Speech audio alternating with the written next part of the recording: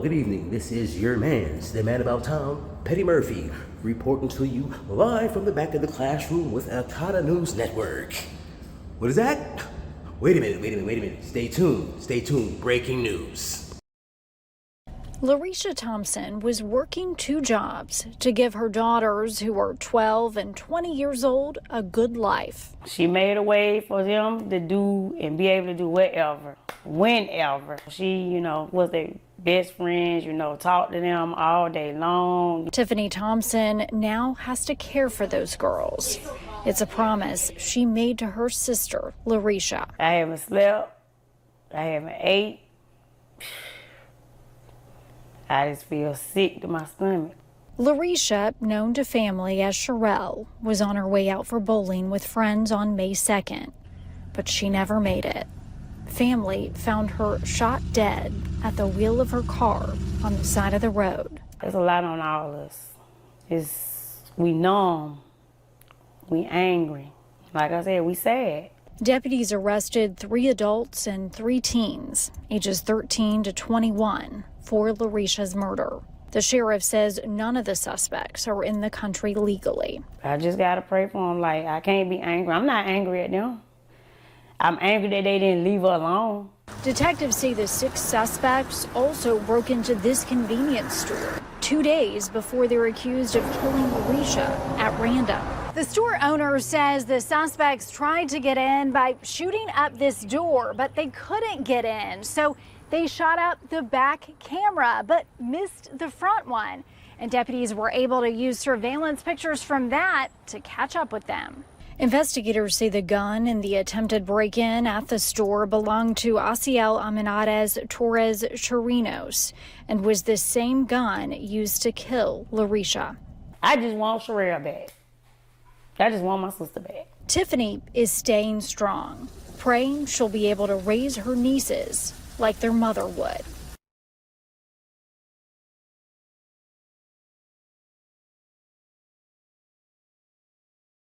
A woman on fire on a New York City subway is facing murder and arson charges.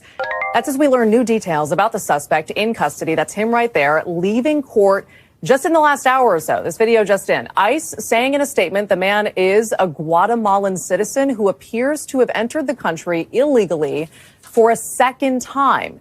And police say a woman sleeping on the F train, back to the crime here, was brutally murdered by that suspect. Graphic video capturing the moment it happened. We're going to show it to you, but we want to warn you, it can give you a chance to turn away if you don't want to see it. We have blurred the body of the victim. Here's that video here. You can see a man that appears to be sitting on the bench watching as the victim was engulfed in flames. NBC's Julia Ainsley has more on this. That's right, Maggie. We're learning more details about the suspect in that horrendous crime on the New York City subway. ICE today, that's Immigration and Customs Enforcement, saying the suspect in this case is a 33-year-old Guatemalan man by the name of Sebastian Zapata, who they say entered the country illegally and was removed by ICE in 2018. But that at some point in time, he crossed back into the country illegally in violation of that deportation order. It's not clear where else he's been in the United States. The New York Police Department says they also don't believe that there was a connection between the suspect and the victim, but that it's not clear that he so much as talked to the victim. The NYPD said that they had a pretty clear description of him. They were able to see him so well because of the surveillance videos that were around the F train at the time, which shows him just right outside of the train watching this horrendous crime take place, and that the police were able to come down. But it was before it was too late for this woman because they smelled smoke. So in the meantime, ICE has issued a detainer to the NYPD so that whenever this suspect is finished with his time in the process, even if that's after a sentencing for homicide and arson, they could then take custody of him and deport him. So more details as we learn it, Maggie, about this suspect and this horrendous crime. Thanks for watching. Stay updated. 2 illegal immigrant suspects have been charged in the fatal jet ski hit and run of a teen Air Force recruit over Memorial Day weekend. Ava Moore was just weeks away from achieving her lifelong dream of joining the military. She was visiting family in Texas when the tragedy happened. Texas Congresswoman Beth Van Duyne got to know Ava Moore and sponsor her nomination to the Air Force Academy, and she joins me now. Beth, it's so good to see you. I'm sad that it's over this circumstance right here, but you knew Ava. Tell us about her. Well, look, we nominated her not only once, but twice for the Air Force Academy. This is a strong, brilliant woman. It's just a kind woman, 18 years old, has her life ahead of her, tragically struck down, great athlete. All of her, friends spoke really highly of her. And it was amazing that she did this, that her applications, we never actually got to spend a lot of time with her family, with her parents, because she actually drove her application. And if I had to have two words to describe her, I would say it was determined and a leader. And she's just a phenomenal woman. I spoke with her father a couple of days ago, and I did not know really what to say to him. I started out the conversation. I said, I'm so angry about what happened. I'm so angry about it. And he said, I'm going to stop you there. I'm not going to be led by anger. This is a tremendous man of faith, of kindness, of patience. And forgiveness. And he just said that is the way that Ava would want us to remember her. That was the kind of woman that Ava was. And he said, we're going to have a celebration for her, a coming home celebration. That's the way that they're looking at it. And I said, you're a better man than I am, because I am still livid about what happened and why it happened and getting down to the bottom of it. I've been in contact with Tom Homan, and I want to thank law enforcement for actually finding these two Venezuelan illegal immigrants who should never have been in our country, who just recklessly were on a jet ski and smashed into Ava as she was home, with her family before she was getting ready to go to boot camp. She was out on a kayak. She got hit, and they just left her there in the water to die. And then on the way, they got on shore, and what did? They ran away. They got into a car. They smashed another number of cars on their way out. And I have been very clear, not only do we need to go after them, I'm glad that they're in custody now, but everybody else that was harboring them. Of course, Congresswoman, these two suspects were in the country illegally. They had gotten in the country because of catch and release, but they're being charged with second-degree felony manslaughter. We're hopeful that the Texas criminal justice system will bring them to justice. Congresswoman, I hope we have more time to talk next time. Thank you so much for joining the program. Thank you so much, Lawrence. You have a great day. You too. More Fox and Friends coming up. New York City, the NYPD arresting the suspect after a horrific daytime sexual assault of a 13-year-old girl in a park. Here's Aaron Katursky. This is the suspect police in New York say sexually assaulted a 13-year-old girl after school in a Queens park, forcing her into the woods at knife point. The broad daylight attack shocked the city, and tonight police are crediting people in the neighborhood for the arrest. They knew who he was. When they saw him out on the street, they tried to detain him. They called 911. This photo, obtained by ABC News, shows police detaining Christian Giovanni Ingalandi early this morning. The migrant from Ecuador entered the U.S. illegally in 2021 through Eagle Pass, Texas. After Thursday's attack, police released this video of the suspect, people in the neighborhood recognizing him. I seen him walking into the store, and I had to take him out. And I told everybody, yo, this is the rapist, I punched him, I kicked him a little bit, I ain't gonna lie. The 13-year-old and a male friend were in the park after school when police say Ingalandi pulled a large knife and ordered them into a secluded part of Casino Park and sexually assaulted the girl in front of her friend. Police said the suspect told them, David, that he happened to find that large knife, had never done anything like this before, and had a drug problem. Tonight he's charged with rape, with kidnapping, and a slew of other crimes, David. Aaron Katursky here in New York tonight. Thank you, Aaron.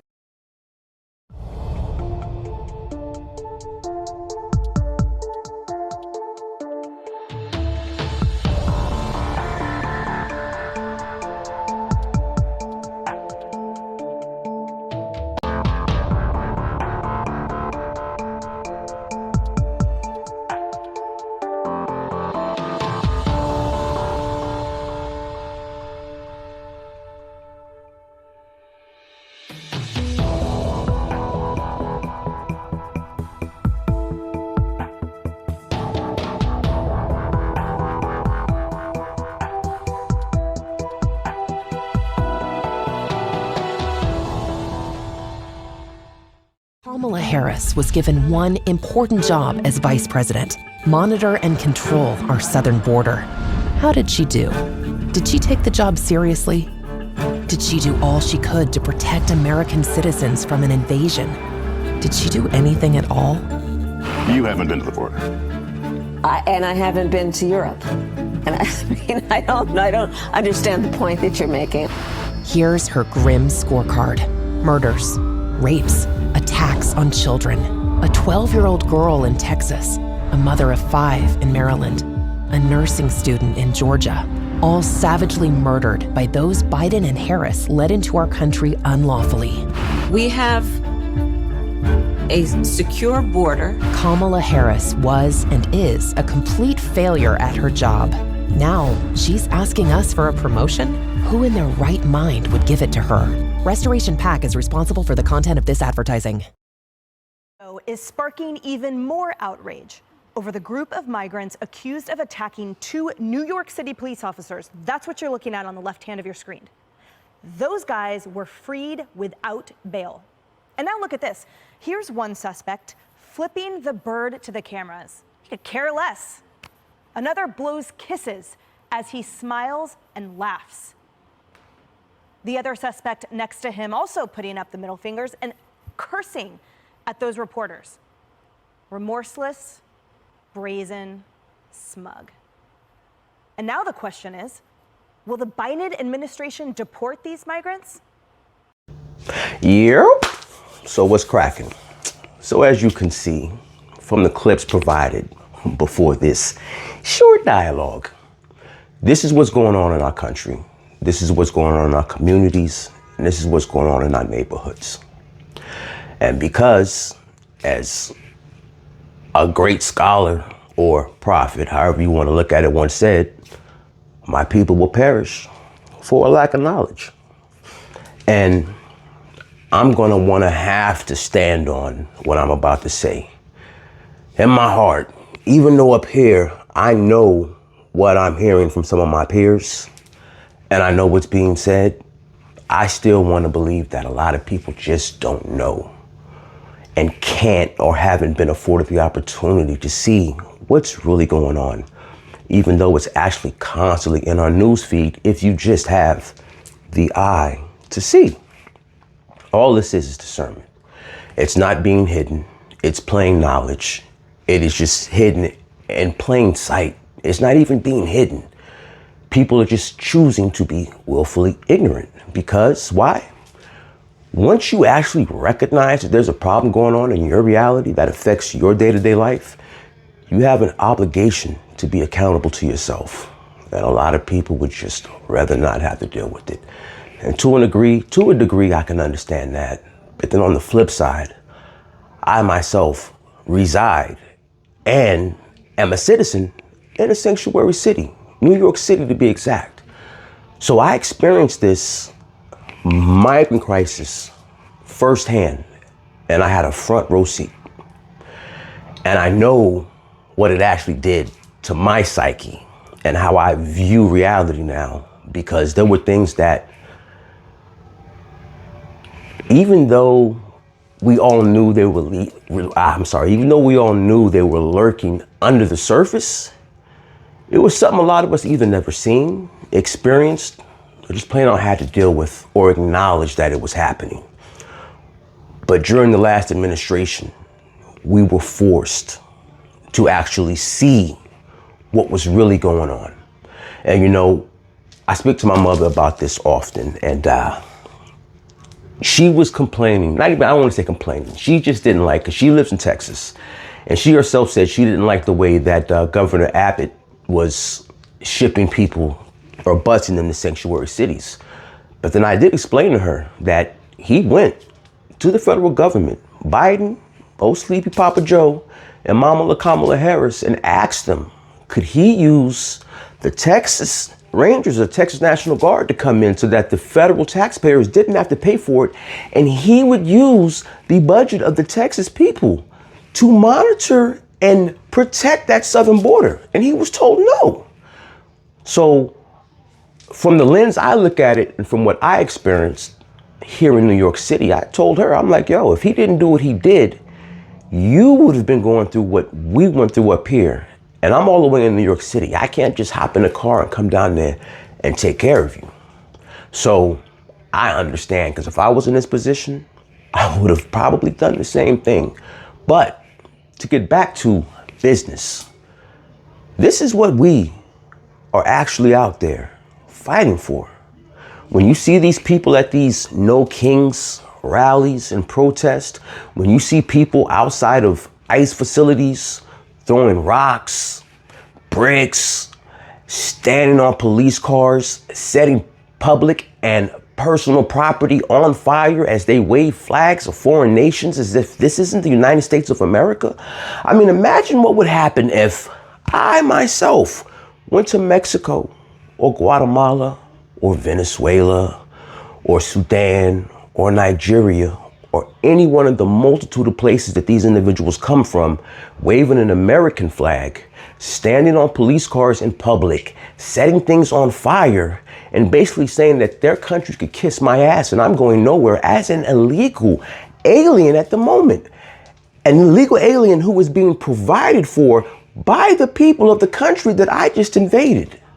So, you ever heard of Achilles? You know, the warrior Achilles of the Alexandrian Empire of Alexander the Great? If you haven't, or if it's been a while, go actually read and touch upon his story and the Trojan horse. Because his Department of Homeland Security already verified several of our South American neighbors actually emptied their prisons and told those individuals if they wanted freedom or to live, to head for the United States of America's southern border and not to stop until they crossed it. And Department of Homeland Security, in fact, you can yourself right now look up Venezuela's crime rate over the last 4 years. They themselves say that their crime rates have went down by over 25%, and they are the lowest that they have been in over 20 years. And when asked what do they think contributed to that, the main thing they said was migration. Where do you think those individuals migrated to? Your backyard, my backyard, our home. And this is what's been happening since they've been here, that the legacy media doesn't want to really talk about it. You'll see a news blip here or something there. They'll mention it once and then they don't mention it again. Remember the gentleman from Maryland? What was his name? Garcia, I can't remember his name right now. It'll come back to me. But you know, he was just the Maryland father that got taken to El Salvador. And then the senator of that state flew out to El Salvador claiming he was going to get him on the taxpayer's dollar. Come to find out, there's an indictment of human trafficking and a whole host of other crimes that was proven to be fact. But again, nobody seems to care because the illegals are under attack. No one seems to care about all of the violence that is happening to the women in our community, to the children in our community, to everyone in our community. I mean, look at New York City. We've had police on numerous occasions beaten by illegals who walked out of a precinct without bond. There was no bond issue. There was no bond paid because they were literally charged and just released on their own recognizance. You tell me, when in the United States of America, have you ever heard of an American citizen assaulting a police officer and then walking out and giving this to the news cameras as they proceeded to exit to freedom? I mean, we all know how things go in our community. You can ask the families of Sean Bell, Diallo. I mean, there's a host of others. I could go on down the line, but this is not what that's about. But someone asked me how illegal foreign nationals seem to have more rights, civil liberties, and protections in a country where we're the born citizens and we're facilitating and funding their lifestyle when our elected officials seem to do what they want when they want. It's a little something to think about. I'm gonna get out of here. Y'all be safe out there, and remember, realize, transparency forces accountability. Y'all keep your eyes to the stars, man, and keep that head on a swivel because they playing a dirty game.